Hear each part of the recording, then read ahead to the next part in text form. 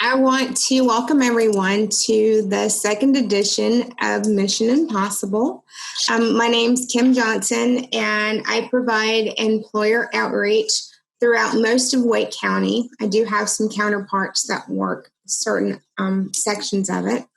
But we are glad that you've joined us today. And while everyone is trying to get settled in and get started, we'd like to ask that you put your name and your company in the chat box. It's just a great time to mingle while everybody's getting settled and getting started. And I would like to introduce Shelly Parker. She is Go Triangle's Employer Services and TDM Program Manager. She will talk for just a few minutes about our programming. Shelly? Thank you, Kim, and thank you everyone for taking the time to join us today. I just want to share some information about feedback from employees and why we thought it was important to hold this webinar, even though we're months into the pandemic and remote working habits. According to the Charlotte Observer, a survey of employees at more than 100 global companies across major industries, only 4% of 750,000 workers want to return to their office full-time after the pandemic. This number has continued to drop since the survey results in April. In April, it was 33% of employees, so a 29% decrease in traditional commuting and work patterns. Inevitably, some employees, likely more than the 4%, will be required to return to the office, or at least to an office, but it may not look the same as January or February of 2020. Our work helping employers and universities across the Triangle establish commute options, including telework programming, has been in place for more than a dozen years. And it's already in high demand before the pandemic, since commuting by bus, van pools, carpools, or just cars by yourself has transitioned to frontline workers and essential workers mostly. Beginning in March, our focus transitioned almost solely to telework with companies who didn't have telework plans or didn't have strong policies in place, while we continued to provide support to those companies with essential workers to safely get them to where they need to go. Our services include active bike and walk options and education. And a very important component is that the program is supported with a free emergency ride home program and the Go Perks incentive program to provide that extra bit of encouragement to try something new. So depending on your company or industry, if your business is a little slower than normal, or you have unfortunately furloughed employees, or you're trying to determine what to do next, I would encourage you to use this time to reach out for free assistance from one of our employer consultants. You can visit gotriangle.org's employer services page, or just click the link in the chat box, and one of us will follow up with you. Now, I would like to hand it over to Tricia Crane. She's today's moderator and the TDM program specialist for Go Triangle. Tricia?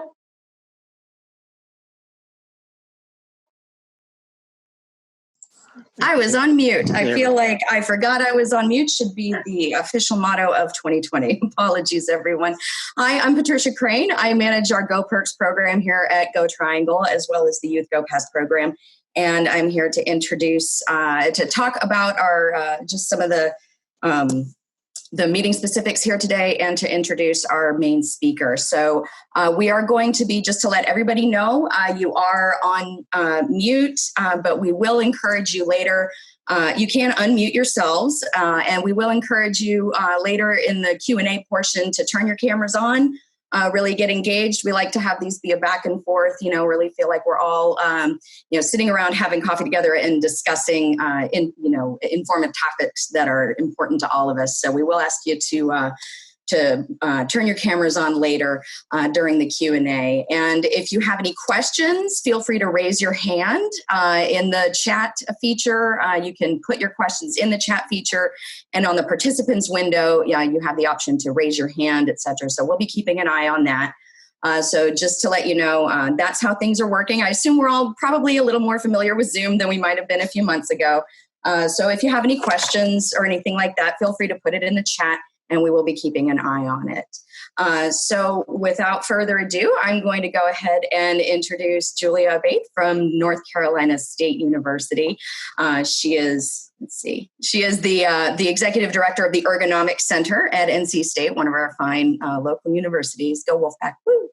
And without any further ado, I'm actually going to just turn it over to you, Julia, so we can get started. Thank you for being here today. Thank you for having me. I really appreciate it. I love seeing everybody's cameras on there when they came in and just to see where everybody's working from. And that's what we're going to be talking about today. Working safely from your home office. It's something that some folks, a very few lower population, were able to do before the pandemic. And now there's so many of us doing it. And when we first got into the pandemic, it was a short-term thing. It was a short-term fix, we thought, right? And now we're several months in, and sometimes, we're forecasting longer. So sometimes those short-term fixes, which we'll talk about some of those, are turning into long-term fixes and might not be ideal. So we're going to kind of give you an overview of what you want to look for when you're working from an office, home or otherwise, because I saw some of you were still in an office, and the principles apply to both. So as we go along, if you have any questions, as Tricia mentioned, put them in the chat and we'll try to cover them. Some of you were wonderful enough to submit some questions, and I've tried to include those in the presentation. So little bit before we get started here, talk about ergonomics. And the Ergonomics Center at NC State is in the Industrial and Systems Engineering department. So we are part of the NC State, but we act as consultants to clients outside of the university. We're essentially a consulting firm in ergonomics housed within the university. And what we do is help companies develop their ergonomics programs, educate their populations, and try to make the workplace safer all around. Now, ergonomics is a word that's been out there, but a lot of people associate it with products. We've had, doctors prescribe ergonomic chairs, ergonomic desks, or ergonomic mice. But ergonomics is more than that. It comes from the words ergon, meaning work, and nomos, meaning laws. So we study the laws of work and how people interact with their environment to get work done. So we might look at a workstation, the tools that are used, the work practices that are used as people work in their environment. Some of the stressors that we call them that we look for are forces and how the body develops and engages in those forces. Now you think in an office setting, there might not be a lot of forces, but if you think about, a mouse or the keyboard, there are forces there. They're just very low. What we typically see more of are postural issues in the office environment. So you mentioned, sitting up straight. When you talk about ergonomics, everybody straightens up. But typically we don't work in that posture all the time. And that has an effect on us because we become static where we don't move, but our body is still working. So we're going to talk a little bit about how that affects the body. We also look at movements, which can be those static or repetitive. Think of the office environment, clicking a mouse, typing, they're obviously very repetitive, but there are static postures that we maintain too. And then we're going to talk a little bit about the work environment as well. When you add all of these stressors together, the increased risk of injury shows itself. A force or a posture or a repetitive motion on its own doesn't necessarily mean that there's a high risk of injury. But when those work together, so you're typing with a bent wrist and you're doing it over a long period of time, or you're sitting in a posture that's not neutral. We're going to talk about what neutral posture is for a long period of time. When you add those stressors together, that's where we see increased risk of injury or discomfort. So we'll look at some examples of that and how to avoid those where possible. I'll talk a little bit about where to set your office up if you haven't already, or if it's not working for you, what neutral postures that we shoot for, some things to look for in chairs, monitors, keyboard and mice, and some other things like standing. So when we all went into this pandemic, most people tried to make do with what they had, right? Kitchen tables, whatever they had available, they tried to make do. And there were a lot of things on the internet where people got creative, right? And these are all well and good for a few days, maybe a week or two. But as this dragged on and we're all working from home longer term, the creative solutions are not necessarily something we want to maintain for the long term, right? So what do you need to start? First place is a place to work. You need a place in your home that allows you to be comfortable and productive. And I'm going to give you a case study of myself being an ergonomist, where I started and where I've ended up during this pandemic, to show you that we're all having that same problem, right? You also want to make sure you have the space that you need, especially those of you with multiple monitors. And I would add to this, as I've gone along, you need a place that you have the right atmosphere, whether it's you need a closed door or not, depending who you've got at home with you. So you want to keep all of these things in mind as you look at a space. And you also want to look at the furniture and what's on the market, because what's on the market oftentimes is pretty and modern, but not necessarily functional for a long-term office environment. So these are some things just pulled from the web, and I don't know if you can tell right away, but the chairs being hard and stiff might not make the best long-term solutions. Sometimes a chair might be too low in the middle picture for where your keyboard is, or in the third picture, too high, and you might not have the leg clearance, especially if you have a desk that has a drawer in it. You might not have the clearance for the legs from a depth perspective. So just because the furniture looks pretty doesn't necessarily mean it's functional, and you want to make sure what you use is functional for you. It doesn't have to look pretty, although we want to, in our house, we always want something that looks nice, but from a functional capacity, it doesn't necessarily need to look pretty. It needs to function for you for the long run, depending how long you're going to be working from home. Some other things to consider before we move into more specifics, your work surface should always be close to your elbow height. And as we work with makeshift workstations, sometimes we work with tables that are too high, or something is too low, but you want that wrist to be pretty level and straight where that keyboard is. The other thing to avoid with tables that aren't necessarily meant for work are those contact stresses, those sharp edges on the corner of a desk that can push into your forearm and leave a red mark. That's a contact stress, and it basically cuts the circulation off at that point. And for long term, you don't want that. Short term might be okay, but for a long term, you want to avoid that. And we're going to talk a little bit more about glare and lighting. I am breaking one rule because I have a window behind me. However, with blinds, I can control the light source and the glare. If you don't, that light behind you can cause glare on your screen, and that's something you want to avoid. Rule of thumb is to have a light source 90 degrees from a monitor so it doesn't create that glare, or you need a control for it. And we're going to talk a little bit more about what you can do for that. The main thing to consider whenever you're working in an office position, at home or in the office, is going to neutral posture. And what that means, we'll get a little more in depth with the chair, but you want your feet supported on the floor or a footrest. Your legs, you want if you're sitting down, you want your knees to be approximately 90 degrees with your thighs parallel to the ground. You want to be sitting up straight, or a little bit of recline is okay in a chair, but you want to have some lower back support. You want those arms level with the keyboard. And then you want your monitor where the top of the monitor is eye height. And we're going to get into a little bit more detail with each of these sections as we go along. If you do have a standing option, the rules are very similar with standing. You want those elbows with that keyboard at elbow height. Monitor about the same location where it's level with your eyes at the top.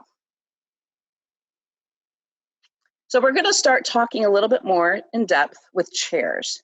Now, if you guys open up that participant window in your Zoom, there's some responses at the bottom. Yes, no. You can tell me to go slower or faster. But I'd like you to take a minute and tell me, when you started working from home, did you have a decent chair versus sitting in something from your kitchen table? Did you have a chair that had some adjustment to it?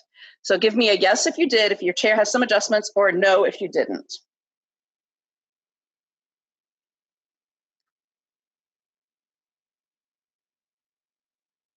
We're about 50-50.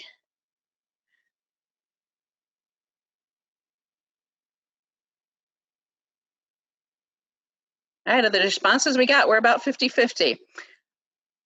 My guess is hopefully some of the employers might have let you take home a chair if they had one from the office. A lot of companies that I've spoken with have been doing that.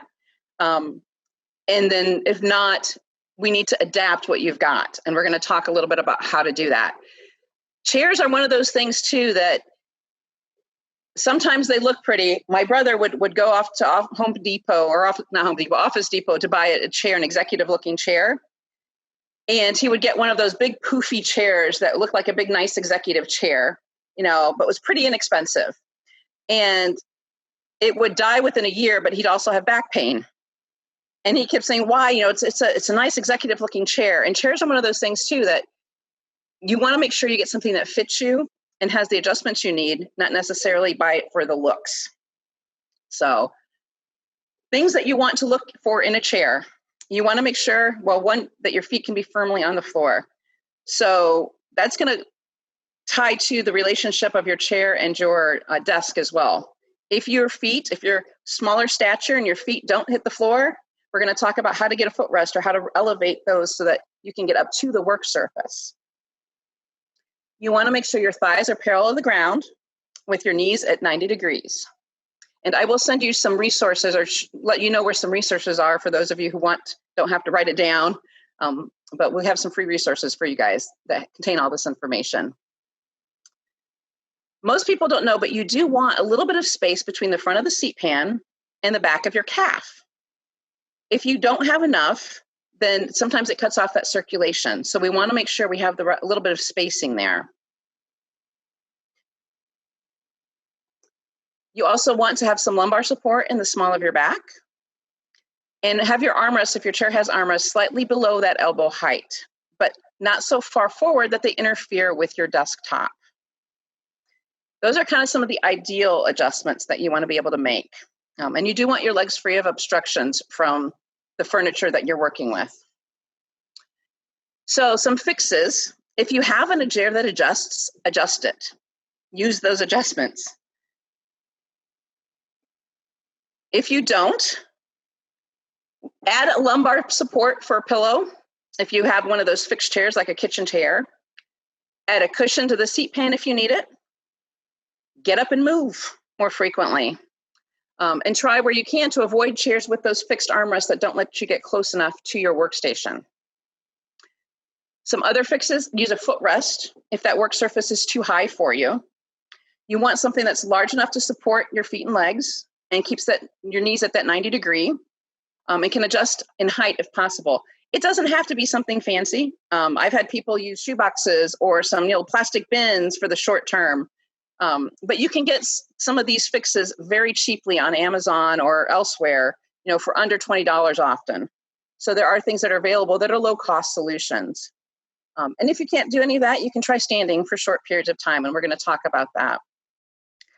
All right, so talking about some long-term fixes. Because we are in this for a longer haul than we initially thought, you might want to invest a little bit in your home office. And one of the biggest ways you can do that is with a chair.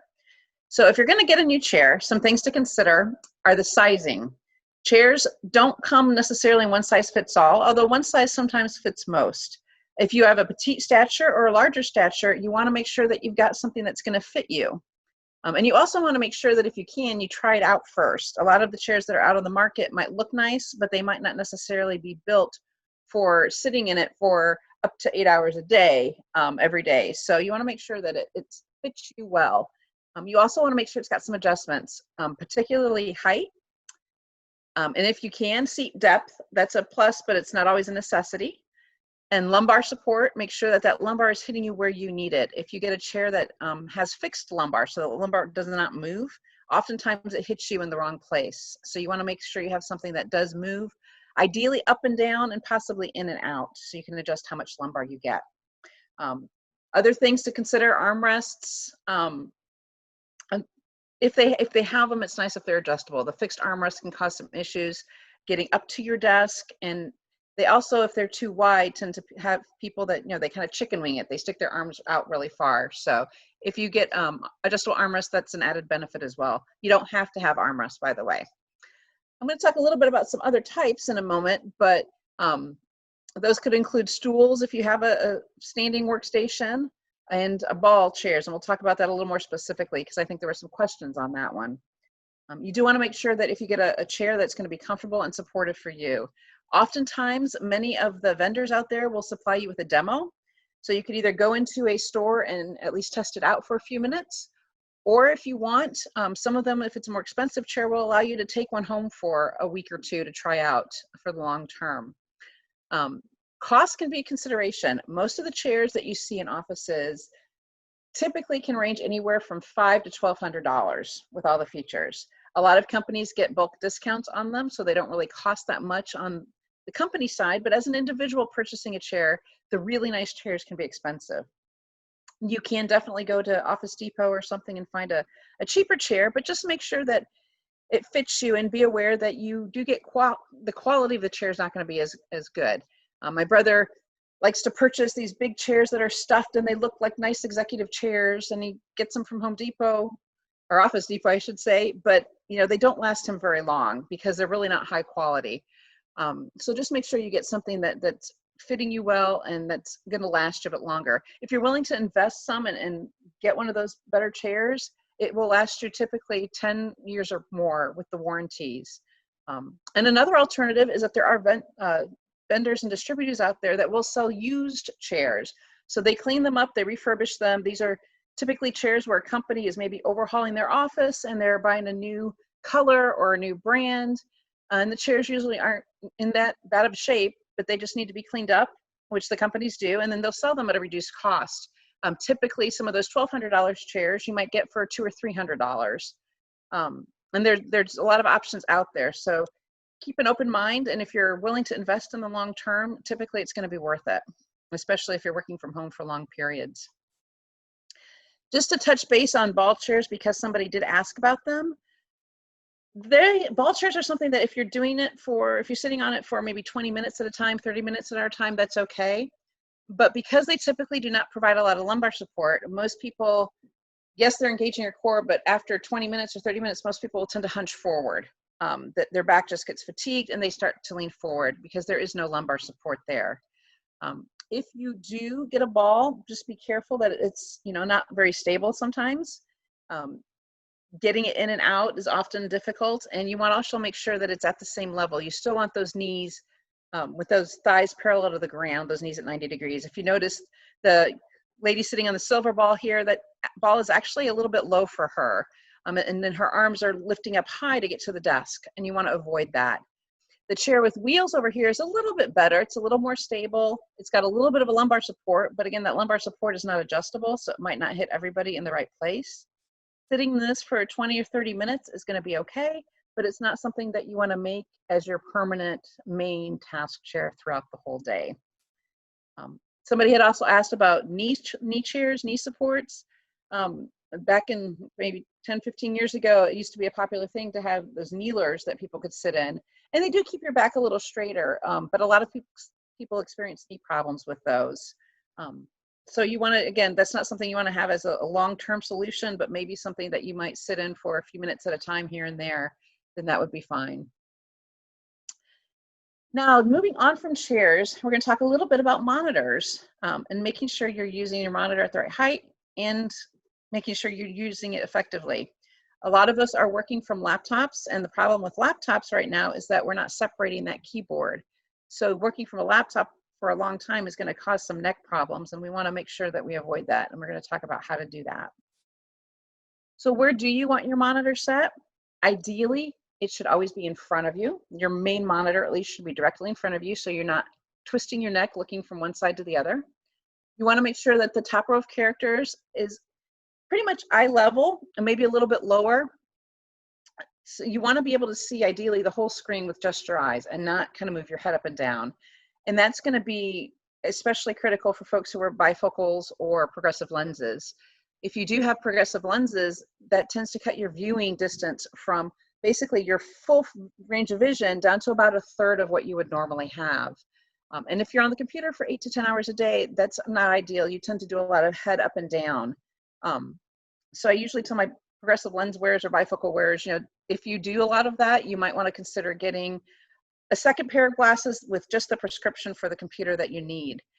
And if you do that, you want to make sure that the doctor knows that distance that you are from the monitor. Rule of thumb is that you should be an arm's length from the monitor, but that is a rule of thumb. It's really based on your vision and what's comfortable for you. You might want it a little closer or a little bit further away.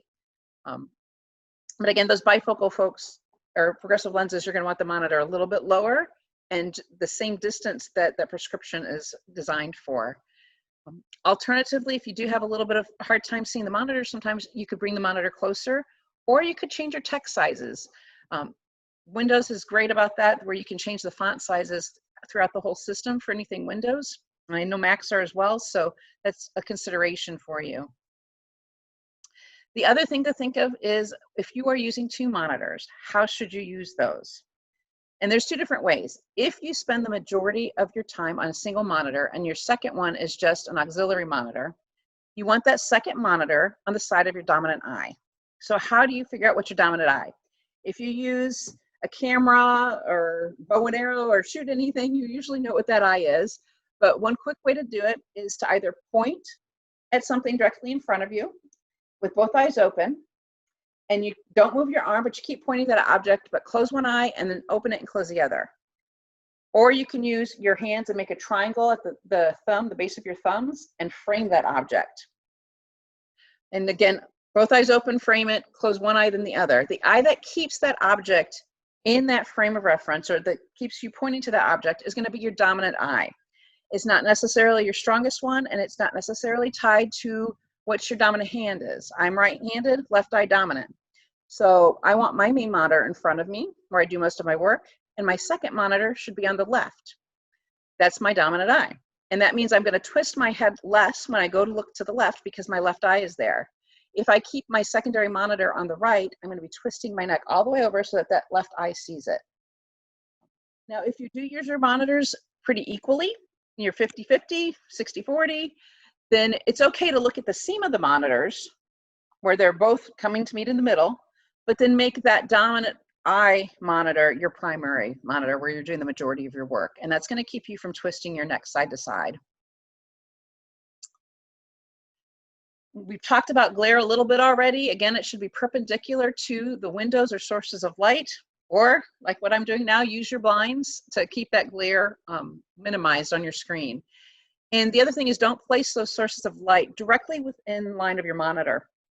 Your eye is going to kind of try to figure out which one should I look at. Should I look at that bright source of light that's right behind the monitor, or should I look at the monitor that you're trying to read? So you really don't want any bright sources of light in the field of vision within the area of the monitor. And lastly, blue light, we get a lot of questions about that. If you get headaches or migraines, sometimes, the blue light's a big issue right now. They do have screens that you can put on top of your monitor, but they're a little bulky sometimes and they're annoying. The first thing I usually tell people to do is go into your display settings, and there's usually a night setting or a blue light setting there that allows you to switch to some warmer colors. And there's a spectrum, so you can adjust that to your comfort level. But play with the color spectrum there to reduce that blue light. You can also play with the contrast or the brightness settings on your computer if you're prone to migraines or headaches. And the less bright it is sometimes, the less of a chance of a migraine that you'll get, but you still want to make sure that you have enough contrast between what you're reading and the background. But play with those settings a little bit before you go out and buy anything, because those are built into your computer and they're readily available. Some quick fixes for monitors. First off, if you don't have an external monitor, or get one, or if you have one, use it. Don't use that laptop as your primary monitor, especially if it's still tied to the keyboard and you don't have an external keyboard. If you are using a laptop, then get that external keyboard and mouse and raise your laptop up. You want to separate that keyboard and that monitor. You can use a bin, you can use a shoebox, you can use whatever you have available, or you can use a monitor riser that you can purchase for pretty inexpensively. Most of them are under $10 or $20, depending how fancy you get. If you're leaning forward, increase those fonts, and make sure you're working in an area that does not cause glare or have a bright light behind the screen. With regards to the keyboards and mice, there's many different ones out on the market. If you're good with a standard keyboard, that's fine. Get a wireless one or not, but separate that keyboard from your laptop if you're using it. If you want to get a little fancier, if you have wrist issues, There are some different keyboards out there. The key thing, though, is to keep that keyboard and mouse at the same level. And do make sure you get a full-size mouse if you're using it for long term. Keep the keyboard and mouse directly in front of you. Before I go on there, I want to just touch base. The one mouse here, you say that's a little vertical. If you do have wrist issues, someone asked about vertical mice. Using a vertical mice will actually remove the pressure from your wrist a little bit, and it puts your wrist in a more neutral position. I love my vertical mouse. The one that you see pictured here, I got on Amazon for $10. So they're not expensive, and they relieve a little bit of that pressure in the wrist and just put your hand in a much more neutral position. Trackballs, I'm not a huge fan of, though I know some people have had some success with them. But trackballs were designed in a way that you're supposed to use your whole hand to move the trackball, but most people just tend to use their finger and cause a lot of fatigue in that finger muscle. The other thing about mice, too, with trackballs and mice, make sure that your settings are set so that you're using the minimum number of movements to move that mouse from one side of the screen to the other. And that's going to be in your mouse settings under speed. And it's not really speed, but how much you're moving the mouse on the mouse pad versus on the screen. And that's another huge issue with trackballs, is that usually that speed is so slow that you have to move that trackball multiple times with a single finger or a single thumb to get it all the way across the screen. So if you're going to use that, make sure your mouse settings are correct. But I'm cautious with a trackball just because it does isolate your finger muscles a little bit more.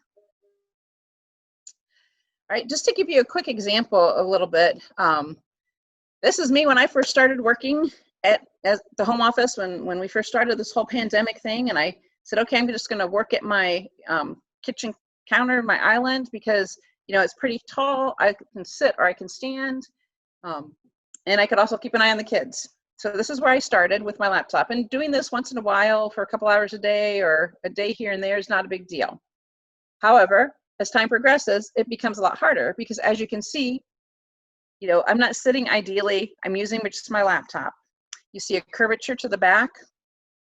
That's not going to be comfortable for long haul. I can try to sit up straight, but that puts me higher above the monitor on my laptop. So I can do that, but it's going to cause me some more neck issues as I look down, although it does straighten out my spine. A quick fix for that chair is just to add a pillow and give me a little bit more lumbar support. So again, that helps, but we're still not quite there. You can see that adds an S-shaped curve to my back, though, which is what you want. So the next steps then would be, well, just to show you here the vision of the angle of the neck, and then the visual angle. Instead of looking straight ahead, how far down you have to look when you're using just a laptop. You add that pillow, your neck improves, but you're still looking at that monitor at a pretty low angle. And if you do use a laptop, by the way, I suggest angling that monitor forward or backwards a little bit, because your eye is the center of a circle, and you want to keep the radius of the viewing distance similar throughout what you're looking at. So if you keep that monitor straight, you tend to duck down and bend your head and neck a little bit more. So do angle that. Using a pillow separating the keyboard and the mouse from the laptop, you can see helps a lot. Raising that monitor up, I can now look at it. I can keep my back in the right curve, keep my neck straight, and decrease that distance to where I should be from my viewing angle. The only problem that you'll see I still have is the glare, because in that particular instance, those lights are right above the monitor. And especially if I were to stand from here, those are right in my viewing distance, and it gives my eyes a lot more surety of what do I look at, and you see a lot more eye fatigue as you go on. The same goals we're applying. As you stand, you raise everything up. Now, I did not raise this up to the height it needed to be, but it helped me stand for short periods of time. But it was a pain in the, to get all those boxes and lift everything up. But you can be creative, right? This situation, I lasted in for about a week. Now, the main problem was it was difficult to move things back and forth, but I have 2 kids. And the first big fight that broke out while I was on a Zoom meeting with my team, I was like, this is not going to work for me. So I'm in an open area, and it just wasn't going to work. So I will show you in a little bit what we ended up doing for the long term. But we're going to talk about standing. Now, show me that participant list here. How many of you guys have some type of standing option?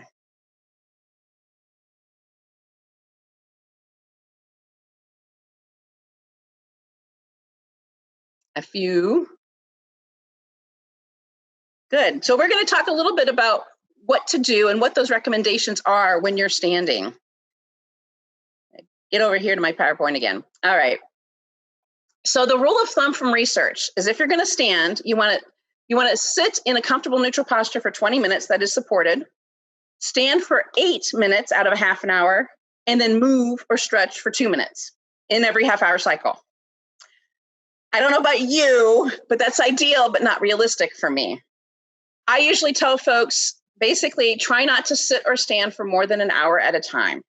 Movement is your friend. It gives blood flow to your muscles that brings oxygen and fuel to your muscles. Your muscles don't like to be still for long, long periods. So try not to sit or stand for more than an hour at a time. The more you change positions, the better your body's going to feel. So you want to add those breaks throughout the day. One of my favorite professors at Texas A&M, he's a good friend, Mark Bendon. He always says, the best position is your next position. So you want to keep moving and changing postures if you can. If you don't have a standing option, that's okay. Just get up periodically, whether it's to go fill your glass with water, whatever it is, just every once in a while, try to at least do it once an hour if you can. Just get up for 1 minute, do some stretches, and we'll talk about some of those shortly. So take those quick breaks, get that blood pumping, and take some eye breaks. For folks who had eye strain, that was a big question with several folks. There's a 20-20-20 rule. Okay, we stare at these monitors for a long time all day. Every 20 minutes, you want to look 20 feet away for 20 seconds. Okay, that's what our optometrists want us to do. Your eyes are a muscle, and they can be static. So every 20 minutes or so, when you're on a call, instead of looking at your camera, look above your camera. People can't tell.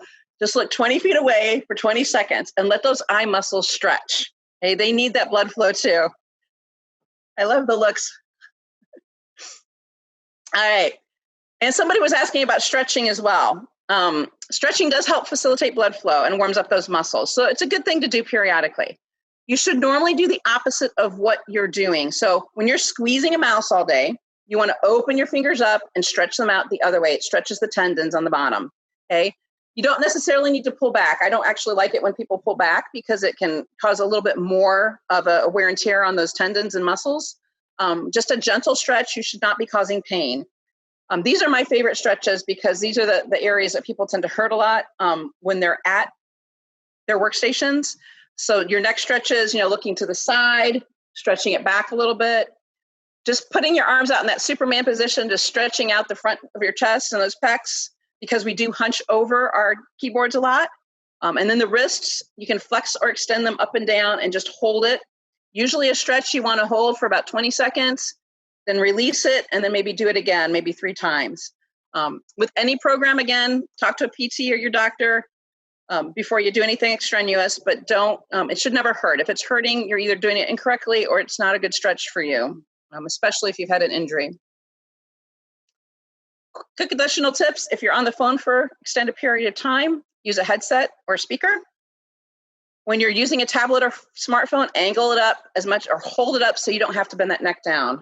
You watch kids with smartphones a lot. They're constantly head down, and we're seeing a lot more neck problems and hand and finger problems from younger ages using those phones and using those tablets for long periods of time. So hold it up when you can so your neck is not the one that's bearing the majority of the weight of your head.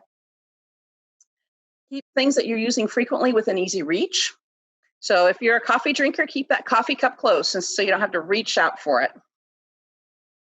Keep your legs free from obstructions and take those short breaks every hour if you can. And one way to do that is to hydrate.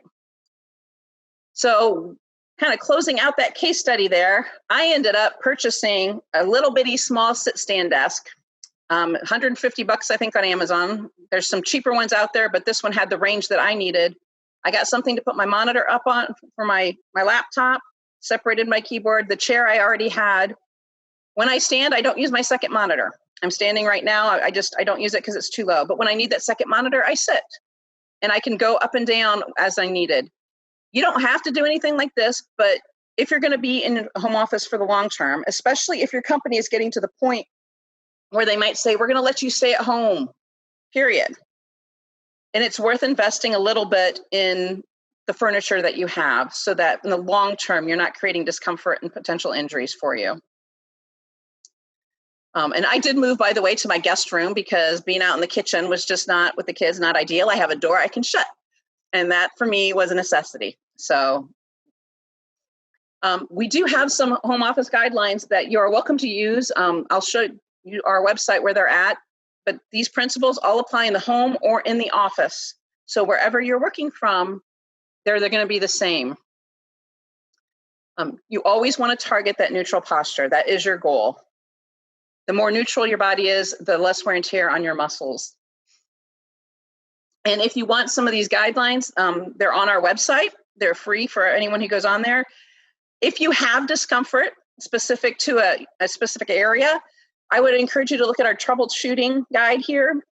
It's basically some quick things to look at. If you have neck pain, what do you look at? You look at the monitor height.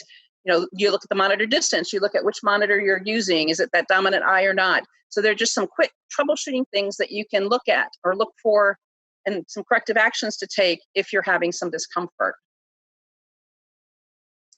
And I think I'm out of time and ready for questions if you'd like.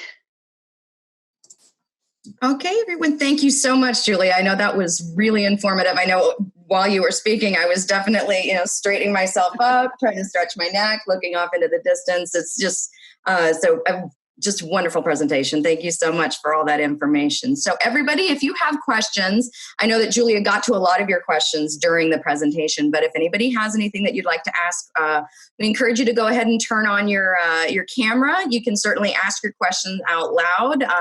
If you've got a dog or a baby or a kid or something that's maybe preventing that, feel free to put it in the chat and I'll ask it for you. But if you'd like to ask a question, just turn on your camera or unmute yourself and let's have a little discussion here for a few minutes. One of the hand exercises I was told as someone who works with their hands was the American Sign Language alphabet. I didn't know if that was really good advice or if the person was blowing smoke. I'm sorry, what did they tell you? American Sign Language alphabet to stretch your hands. Oh, that's good. It's movement of your hands, right? It's not static. The thing is, when we're using a mouse, we tend to have our hand in the same position all the time. And we want it to be neutral. We want that wrist to be straight. But with a lot of us, it's not. But it's a static position that you're clicking one, just minute muscle movements. So that would be actually a great stretch. If you know that the alphabet, sign language alphabet, just go with it. That's a lot of movement for your hand and it works your tendons through the different positions. One thing I'll say real quick about mice, just a general tip, if you find that you pick your mouse up and move it a lot, side to side, you should be able to get from one screen to the other within about 2 inches max on your desktop. If you have to pick your mouse up to constantly get your mouse to where it needs to be, check the speed settings in your mouse because they might be too slow. And it's speed, but it's really not. What it is a relationship in the distance that you have to move it on your desktop to how far the mouse moves across the screen. And you really should never have to pick that mouse up. So if you do, check your settings because that's a lot of wrist movement and that can cause a lot of fatigue in your wrist muscles over time. Thank you for that, Arlene. That was a good good tip. If anybody else, if anybody's heard anything, if you got any tips, feel free to put them in the chat so everybody can see them. And if you have any recommendations or resources that you've come across, feel free to share them in the chat there. And Arlene did have a question earlier that she put in the chat regarding lighting. And I know that we've all probably noticed this a lot in our, in the reporters that we've been watching, particularly when they're wearing glasses, you can see their lights reflecting. So Arlene was asking, what about the meeting advice for camera work to have a light shining on your face to prevent it being in shadow? How does that relate to eye strain, et cetera? Are there good recommendations? Well, if it's shining on your face, you're going to get eye strain because it's shining in your eyes, right? So if you have an overhead light or if you have a torch lamp or something that you can use that's kind of set to the side a little bit, and as much as you can, get your lighting more from the side versus straight at your eyes. If it's a short call, fine, 15 minutes, you might be able to put up with it. But if you're on a Zoom call for an hour or more, it's going to give you a headache because you've got a light shining in your eyes. So where you can, either overhead or torch lighting would help with the lighting. Okay, we've got another question from Tom Hill was wondering if glasses with blue light protection are helpful. I know we see those. Is that a good thing to do? It's fine. It filters out that blue light, and we're becoming more and more sensitive to it. I would say if you don't want to spend the money on those right away, start with those display settings because they're free and they're right there. And if you just go in there, there's a setting that you could adjust the warmth of the screen. So you might not want it to be all the way in the warm colors, but you can kind of slide that and find a place that's comfortable for your vision. I play with the brightness of my screen all the time because the brightness and contrast. Contrast is how much, like a black pops against a white, where they blur together. So play with the color schemes if you want to find something that's comfortable for you and doesn't lead to fatigue with the eyes.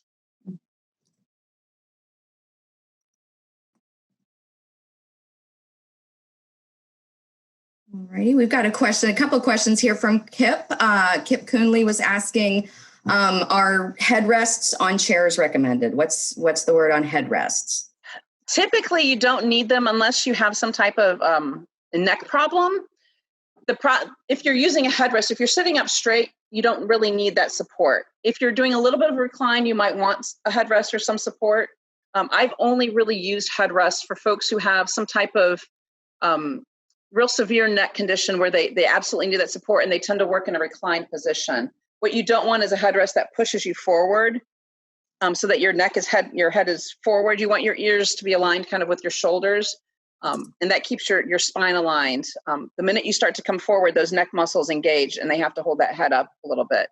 So the headrest does provide some relief, but it's not a necessity unless you have a history of neck issues. Okay. Thank you. Kip was also asking about what's the best keyboard height for typing. I think that you had mentioned earlier that it shouldn't be too high. Just below elbow height. You want basically your elbows approximately 90 degrees and those wrists nice and straight. If you have a keyboard tray, sometimes angling that keyboard tray a little bit is fine. The key thing is that you want your wrist straight. So if your desk is too high, and a standard desk height is 29 inches. A standard desk is designed for a tall man to be able to get his knees underneath it. It is not designed for all of us to use keyboards on. Mm-hmm. So that means bringing ourselves up to the desk height so that our wrists are nice and straight and maybe getting a footrest, or it means getting a keyboard tray and bringing the keyboard down to us somehow. So there's no ideal height. It's going to be based on your sitting elbow height. Mm-hmm. Okay, regarding the footrest, actually, Aaron Landrum was asking about the floor bike pedal. So is there, for under your desk, is that, elliptical? Is that better than a footrest? Do you have any recommendations? So it does provide movement. However, when I've had people try to use those, the problem is as they pedal, they tend to bump their knees up. And in order to have enough clearance for their knees to go up and down, oftentimes the desk is too high for them to use their keyboard with. So it's going to be an individual thing because those of us who have long arms where maybe your arm, when you're sitting down, your arms are almost in your lap, that's not going to work because as you pedal, it's going to bump, your knees are going to bump the desk height. If you have arms that are a little bit higher, I shook my hand because mine are long, but if you have arms where your elbows end up higher and you have some clearance between your knees, it might work okay. They do provide movement, but you don't want to sacrifice the keyboard height, which is your main function when you're typing and working at a desk. You don't want to sacrifice that for the movement. Now that said, if you were to pedal during your break, take a 60-minute speed break and pedal away, that's great. It provides great circulation. But what you don't want to sacrifice is the main tasks that you're doing in order to do that. Thank you. That is good to know. I'm going to go real quick back to Dr. Rutter. Dr. Paul Rutter was wondering, he actually shared a tip saying that he was working from home and had developed sciatic nerve damage and was out of commission for 6 weeks. Dr. Rutter, I'm sorry to hear that. He says he has 3 chairs now in his office, the ball type, a regular office chair, and pads for kneeling. I think that I remember kneeling chairs from maybe the 80s. When my dad was in grad school, I think I remember we had a kneeling computer desk chair. It was, I kind of miss it, to tell you the truth. So, Julie, do you have any recommendations on that? I will. I'll tell you, especially when I'm doing assessments with people, I tend to kneel down and everyone says, oh, don't have a seat. I'm like, actually, it's easier for me to kneel because my back stays straight than if I'm trying to sit and make adjustments with somebody. The only caveat to that is if you have knee problems, it puts a lot of stress on your knees. So especially if you're kneeling without a pad of some sort. The kneeling chairs were kind of the same situation. They tended to keep your back straighter. But they put more pressure on your shins and your knees. So what he's doing, rotating between them, is ideal. If you're going to use something like that, you don't want it as your only primary solution. But if you're going to use it for 20 minutes every here and there, that's okay. And I'll still kneel periodically if I'm in a place that's not ideal. I'll kneel down and work. But again, it's a little bit depends on your knees. If you have bad knees, you don't want to do that. So. Thank you. And the rotating, that actually loops into what Odile was saying in the chat, that she's created her own standing desk and she's been standing all day and is surprised to learn that she shouldn't be doing that because, we all thought that, sitting is the new whatever, you always hear about the dangers of sitting for too long. It's extremes, right? People go to the other extreme and you ask anybody who's a cashier or anybody who works on their feet all day and they will tell you their back hurts, their feet hurt. It is not ideal to stand all day either. I usually tell people kind of for the whole day, shoot for 50-50. The researchers will tell you, that 20 minutes, 80-minute kind of percentage. But if you go up to 50-50, that's fine. Some people prefer the standing, but you still need to take a break sitting. So if you wanted to flip that and do 40 minutes standing and 20 minutes sitting, that's okay. I tend to do every other hour when I'm thinking about it.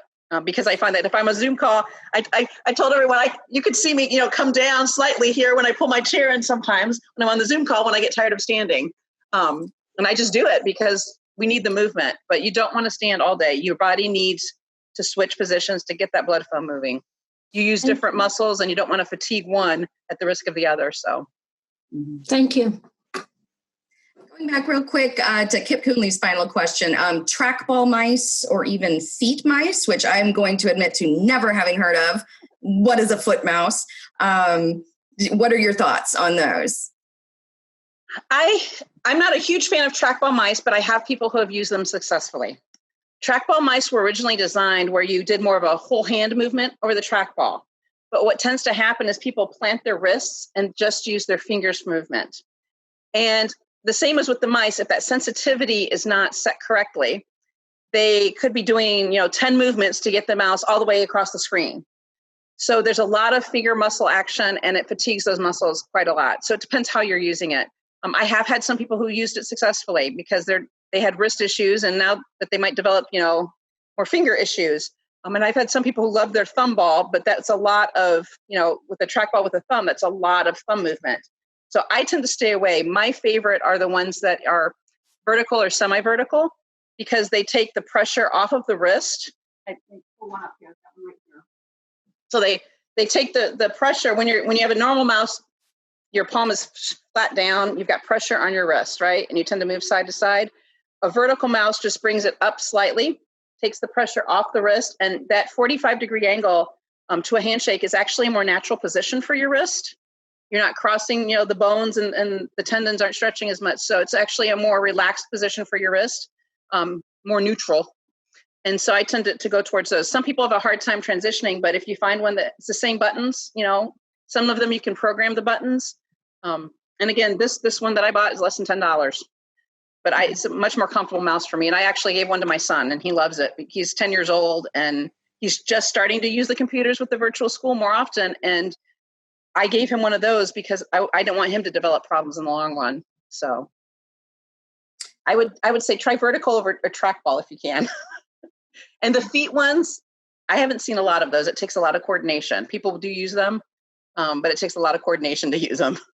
Are we talking about actually directing the cursor with your foot, your human foot?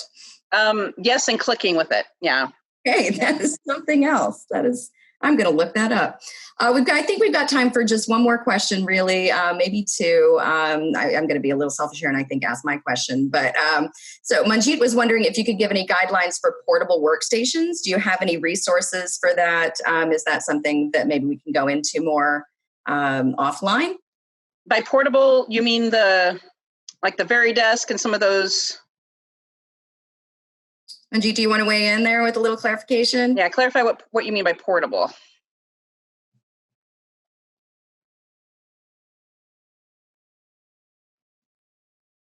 Manjeet has unmuted. Hello, madam. Yes. It is regarding the flexible workstations, not fixed. So like the sit-stand workstations that are maybe desktop? Yes. Yeah. Those can be helpful. It depends on what you're using them with. So there's a ton of different sit-stand workstations that you can put on your desktop, right? But you need to be careful. If you're smaller, some of them will add to the height of the keyboard, and it might make the keyboard too high. Some of them only have a range of maybe 12 or 15 inches, and when you stand, it still might be too low for you. So there's a lot of them out on the market. They can help if you get the right one, but you need to be really cautious about what you get and where you spend your money, because it might cause other problems if it's not setting you up in the right situation. There's pros and cons to them all. So just finding the solution that's going to work for your situation and not cause other problems. That's the key thing. That is good to keep in mind. Thank you, Manjeet. So I think we're just about wrapping up here. We've got a few more questions in the chat, so we'll try to get those questions to Julia and see if we can get that information out to everybody. Get some questions, some answers to your questions if yours wasn't. If we didn't have time for it. Real quick, I'm just going to put this out there, Julia, because you mentioned it.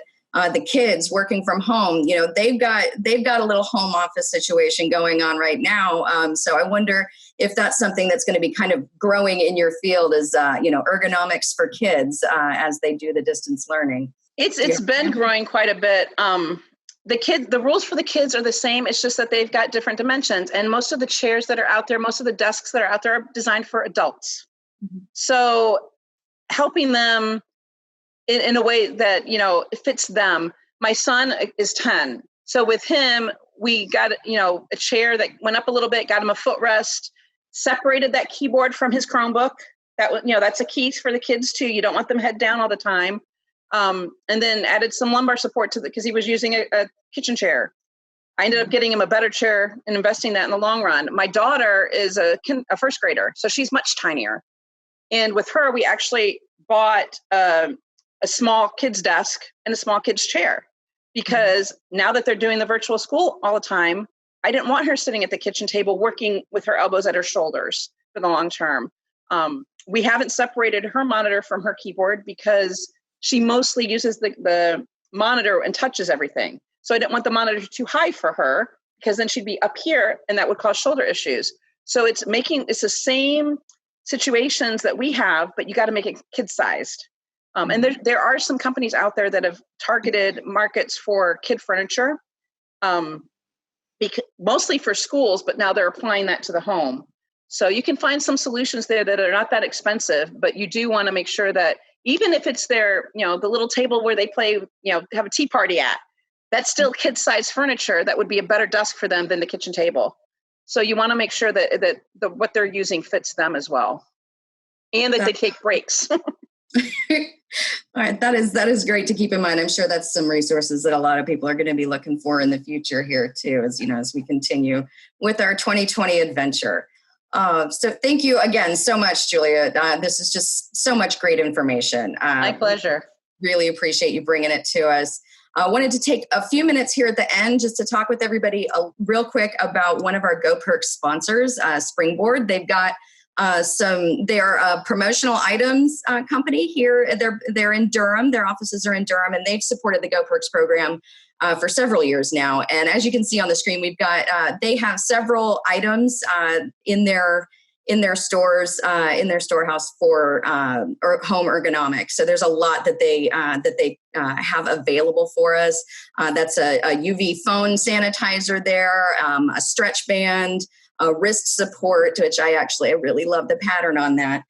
So we just wanted to take a minute to call out Springboard because they're kind of topical here to what we're talking about today. So as a GoPerks sponsor, what they do is they make a donation every year that provides us the ability to purchase our incentives. So I hope that a lot of you out there know about our Go Perks program. If you're teleworking, you should be getting a gift card for it. And we have got the solution to that. So if you are teleworking, if you go to sharetheridenc.org, very simple. You can get there from our website at Go Triangle.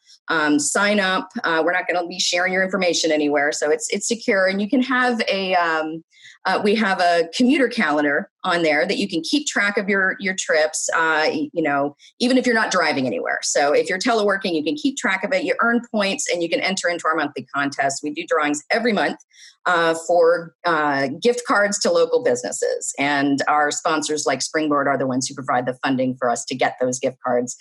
So you're supporting local businesses by being a sponsor. So if anybody out there is thinking about it, just contact me. Always happy to hear about it. And in addition to some of these ergonomic things, Springboard also has gift packs available. If you're looking for end of year thank you gifts, holiday appreciation, employee gifts, they've got some wonderful packages, all kinds of promotional items available at Springboard. They've got local staff. It's just a fantastic company, and they've got so many items, and they're just really high quality. So we wanted to say a thank you to Springboard. And if anybody's looking for any of the, some of the ergonomic stuff that we were talking about today, the wrist supports, the bands to help you stretch, that sort of thing, foot supports, I think that Springboard will have you covered. So if you need any information, you can reach out to me, or you can go to their website. And as a thank you, Springboard has provided today as an incentive for all of us. There's the contact information for Springboard. Go to their website, or if you have any questions, feel free to email me. We'll have our contact information on the end here. But just if we can look at the next slide, that is the prize pack that is available to everyone. Not to everyone, to one lucky person. But you've all got the chance to win it. If you complete our survey, we're going to be doing a drawing for one lucky winner of our post survey here, our post webinar survey. I think Paul's going to put it in the chat, so the link will be right there. There it is. It's already there. So if you click on that right now, take the survey. You will be entered into the chance to win everything that you see here in this fantastic prize pack from Springboard. I think we've got an insulated backpack cooler. There's some Tervis tumblers, what looks like wireless earbuds. So there's a lot going in there. And of course, the hand sanitizer with the carabiner to clip to your belt loop when you're going outside. So we just want to say a thank you again to Springboard for being a sponsor of Go Perks. Encourage everybody who's here to track your trips. Let us know when you're teleworking. It helps us to know. It's a lot of data that we can. We really can use that information. And I can tell you that the teleworking has gone through the roof, obviously, in 2020. So go ahead, track your trips, take the survey and enter into that contest there to win that prize pack for today's webinar. And thank you again to everybody for being here. I'm going to turn it over to Kim for the last minute or two here. But this is all of our contact information. And again, thank you, Julia, so much for all of the great information. Thank you so much. I just want to thank everyone for participating today. And like Tricia said, please fill the survey out. It helps us to make improvements to future programming. And I definitely want to thank Julia for that fantastic presentation. If you do not get a chance to fill the survey out today, I will definitely email it to you. I'll be sending an email out this afternoon, so you'll have the link there as well. And we will be doing the drawing on Monday, so if you could fill it out by the end of the day on Friday, that would be fantastic. You'll be in for the running. Thank you, and you guys have a fantastic afternoon. Sit up straight. Yes. Take your breaks. Get up and move. Yep. I'm going to do that right now. Thank you, everybody. Thank you.